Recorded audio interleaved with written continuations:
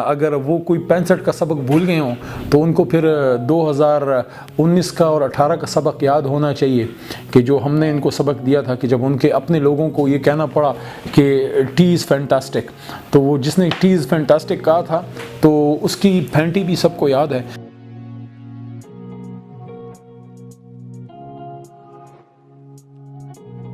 یہ جو سی پیک انشاءاللہ کامیاب ہونے جا رہا ہے، اس سے ہندوستان کی، میں کہہ رہا ہوں، ماں مر رہی ہے ہندوستان کی۔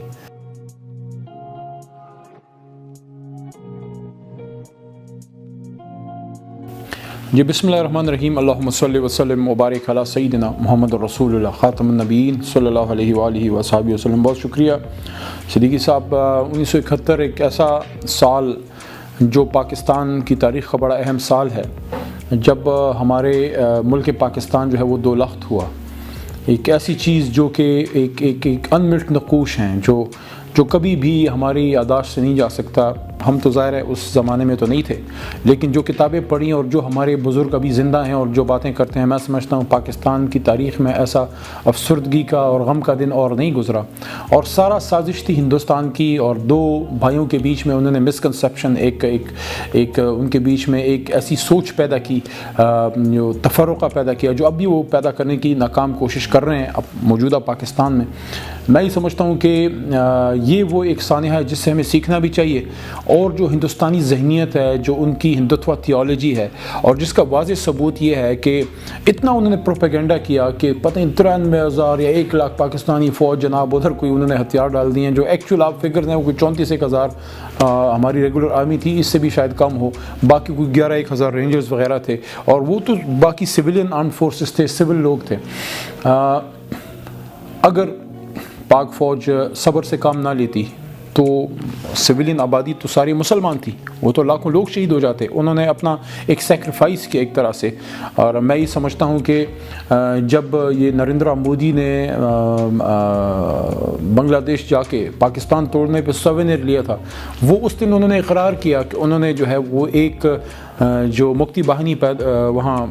قائم کی، اور جس طریقے سے انہوں نے شورش برپا کی، مسکنسیپشنز اور بدگمانیاں، اور ریگولر آرمی ان کی مکتی باہنی کے اس میں آئی، سویلین جامع میں، سویلین کپڑوں میں ان کی ریگولر آرمی آئی، اور انہوں نے وہاں پہ وہ ظلم کیے، بلکہ ایک طرح سے آ کے ظلم بھی وہ کرتے تھے، ڈالتے بھی پاکستان کے اور ہمارے پاک فوج کے سر پہ تھے۔ میں یہ سمجھتا ہوں کہ ہمیں اس واقعے سے سیکھنا چاہیے۔ ہندوستان اس کے بعد بھی باز نہیں آیا۔ میں سمجھتا ہوں کہ یہ جو ابھی 16 دسمبر آ رہا ہے، اس پہ ہمیں سوچنا چاہیے کہ کیا وہ واقعہ تھا کہ جب یہ ابھی 16 دسمبر 2014 کو ہمارے بچوں کو جو مارا گیا آرمی پبلک اسکول میں، اس سے پہلے آپ اجیت دووال کی جو ڈاکٹرائن ہے اس پہ آپ اگر نظر ڈالیں تو کیا انہوں نے کہا نہیں تھا کہ ہم پاکستان کو تکلیف دیں گے، پاکستان سے جو ہے پاکستانیوں کو ہم سبق سکھائیں گے؟ تو ہم ذرا اپنی آنکھیں کھولیں نا کہ یہ ایک نیکسس ہے ہندوستان کا، پھر ادھر سے اسرائیل کا، یہ سارا نیکسس ہے پاکستان کے خلاف۔ لیکن مجھے اپنی قوم پہ اعتماد ہے، مجھے اپنی پاک فوج پہ اعتماد ہے، مجھے اپنے اداروں پہ اعتماد ہے، مجھے پاکستان کے نوجوان پہ اعتماد ہے کہ انشاءاللہ میں جب جوان ہو رہا تھا اور اب جو ایک نسل جوان ہو رہی ہے، میں اگر پیچھے 20 سال پیچھے مڑ کے دیکھوں، الحمدللہ آج کی نوجوان نسل اویئر ہے۔ اور میں اپنی پاک فوج کو بھی کہنا چاہتا ہوں، جو ہمارے ادارے ہیں ان کو بھی کہنا چاہتا ہوں، آپ یہ نہ سمجھیں کہ آپ 5-6 لاکھ ہیں۔ میں تو دشمن کو بھی یہ کہتا ہوں کہ ہماری فوج 6 لاکھ نہیں ہے، 7 لاکھ نہیں ہے، 8 لاکھ نہیں ہے، ہماری فوج، ہمارے ادارے جو ہیں وہ 22 کروڑ ہیں۔ جب پاکستان پہ آنچ آتی ہے، پھر یہاں پہ کوئی نون لیگی پی ٹی آئی نہیں ہوتا، کوئی پیپلز پارٹی نہیں ہوتی، پھر صرف پاکستانی ہوتے ہیں۔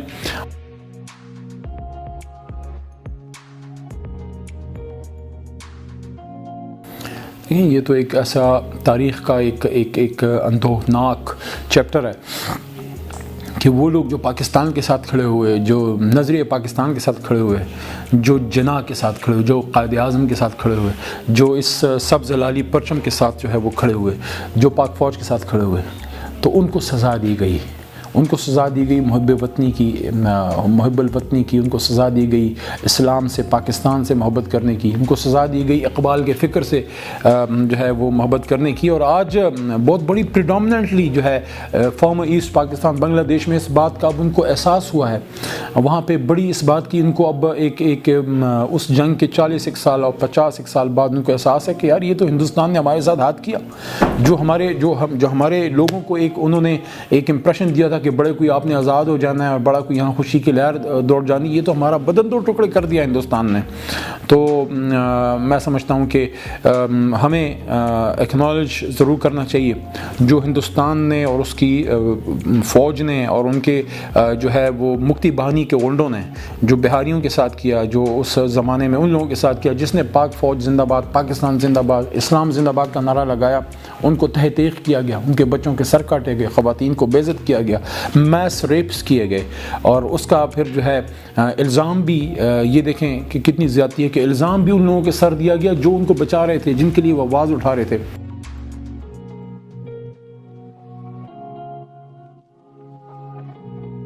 خدا را وقت آ گیا ہے، میں نے تو قومی اسمبلی کے فلور پہ میں نے یہ بات کی ہے کہ ان لوگوں کی قدر کریں جنہوں نے اپنا سب کچھ پاکستان کے لیے چھوڑا، چاہے وہ اردو سپیکنگ لوگ ہیں جنہوں نے سن 47 میں قربانی دی۔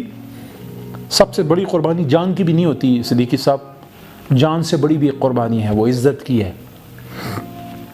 جان چلی جائے تو کوئی بات نہیں ہے، وہ ایسی ایک دن جانی ہے، عزت چلی جائے پھر کبھی واپس نہیں آتی، اور انہوں نے اپنی بچیوں کی قربانیاں دی ہیں۔ ہماری بچیوں نے، ہماری مسلمان بچیوں نے اپنی زندگی جو ہے وہ کنویں میں چھلانگیں لگا کے، اور یہ راوی سرخ نہیں تھا جب پاکستان آزاد ہو رہا تھا، یہ وہاں سے جو دریا آ رہے تھے وہ سرخ نہیں تھے، مسلمانوں کے سرخ نہیں تھے، تو یا تو سن 47 میں وہ قربانی دی ہمارے مہاجروں نے، اردو سپیکنگ لوگوں نے، یا پھر سن 71 میں ان بہاریوں نے اور ان لوگوں نے جو پاکستان کے لیے جنہوں نے آواز اٹھائی۔ ہندوستان نے تو جو کیا سو کیا، ہم نے ان کے ساتھ کیا کیا؟ ہم بھی اپنے گریبان میں جھانکیں، ان کو وہ عزت دیں، ان کو وہ وقار دیں، وہ رسپیکٹ دیں جس کے وہ اہل ہیں۔ جن لوگوں نے پاکستان زندہ باد، پاک فوج زندہ باد کا نعرہ لگایا سن 71 میں، اور انہوں نے بھارتی سنگینوں کا اور بھارتی سرماؤں کا اور بھارتی غنڈوں کا مکتی باہنی کے اس میں ایک فساڈ میں، ان کے ایک جامع میں سامنا کیا، جنہوں نے وہاں اپنی جانوں کی قربانی دی، کیا ان کو ہم نے یہاں ایکنالج کیا؟ کیا ان کو وہ عزت ہم نے دی؟ میں سمجھتا ہوں وقت آ گیا ہے کہ ہم ان کو وہ عزت ایز اے ریاست دیں، ایز اے حکومت دیں۔ میں تو بارہا اس کے لیے بات بھی کی ہے، میں سمجھتا ہوں کہ ان کی ان قربانیوں کو باقاعدہ ایکنالج کیا جانا چاہیے۔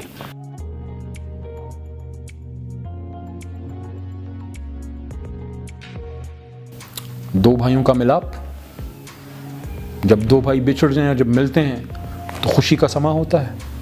ہمارا چھوٹا بھائی ہے، ہمارے بدن کا حصہ تھا، ہے ایز اے مسلمان ہمارا ویسے ہی بدن کا حصہ ہے۔ رسول اکرم صلی اللہ علیہ وسلم کی حدیث ہے صحیح بخاری کی کہ تمام مسلمان ایک بدن کی طرح ہیں، بدن کے ایک حصے میں جب تکلیف پہنچتی ہے پورے بدن کو، پھر انہیں اپنے انگلیاں مبارک اس طرح کی کہ تمام بدن کے ایک حصے کو جب تکلیف پہنچتی ہے، تو میں صرف بنگلہ دیش کی کیوں بات کروں؟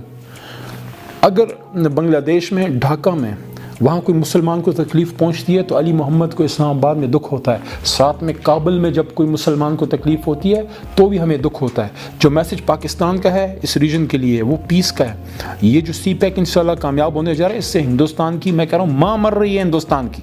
ان کو تکلیف پہنچ رہی ہے۔ حالانکہ ہم ہندوستان کی ترقی پہ جو ہے وہ ہمیں تکلیف نہیں پہنچتی، ہندوستان جتنا آگے جائے ٹھیک ہے جائے، ہمارا ہمسایہ ہے، ہمارا اس سے کوئی کام نہیں ہے، لیکن ہماری ترقی پہ بالکل ان کو رات کو نیند نہیں آتی، بڑا کوئی تکلیف پہنچتی ہے یہ اجیت دوال وغیرہ کو، یہ نریندر مودی کو اور اس کے جتنے چلے چانٹے ہیں۔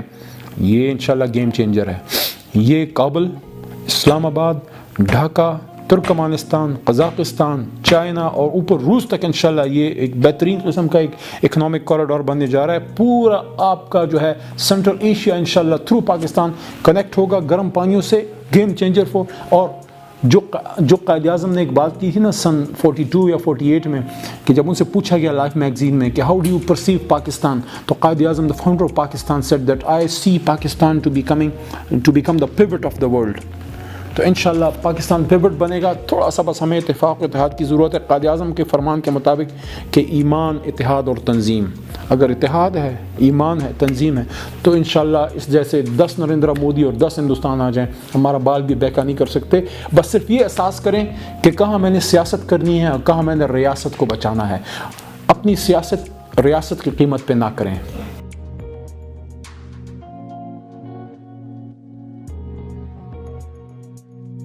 5th جنریشن وارفیئر ہمارے خلاف لڑی جا رہی ہے، اس سے انکار نہیں ہے۔ میں پختونوں کو، بلوچ کو، پاکستانیوں کو، پنجاب کو، سندھیوں کو یہ کہنا چاہتا ہوں، اپنی بات نہیں، میں ان کو اشفاق احمد مرحوم کی بات کرنا چاہتا ہوں۔ اشفاق صاحب نے ایک بات کی تھی، ان کی ویڈیو پہ ریکارڈ ہے اور زاویہ میں بھی ہے۔ انہوں نے کہا تھا پاکستانیوں، اس پاکستان کی قدر کر لو، یہ صالح علیہ السلام کی اونٹنی کی طرح ہے، اللہ ناراض ہو گیا پھر کچھ نہیں ہاتھ آئے گا. لیکن میں پاکستانیوں کو کہنا چاہتا ہوں خدا نخواستہ ہم پہ سخت وقت آ گیا, کوئی ہمارے لیے نہیں آئے گا, کوئی ہمیں پناہ نہیں دے گا. ہماری پناہ ہی پاکستان ہے. پاکستان ہماری ماں ہے, اس کی قدر کر لو. چاہے کوئی فوجی ہو, چاہے کوئی سویلین ہو, پاکستان زندہ باد کا نعرہ لگاؤ. باقی نعرے جو ہیں وہ ثانوی ہیں.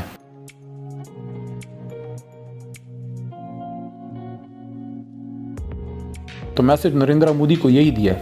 کہ میدان جنگ میں تمہیں ناکوں چنے چبوائیں گے. جہاں بات اخلاق کی, اصولوں کی ہوگی وہاں پہ ہم کھڑے رہیں گے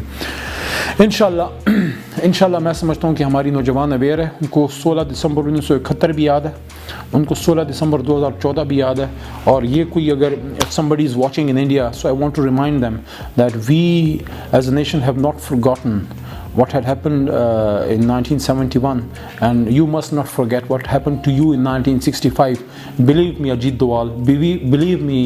Mr. Narendra Modi, inshallah, Pakistan and our state organizations, our army, our air force, our intelligence agencies, and the people of Pakistan, they are more than capable of repeating what we did with you in 1965 and what we did with you in 2019.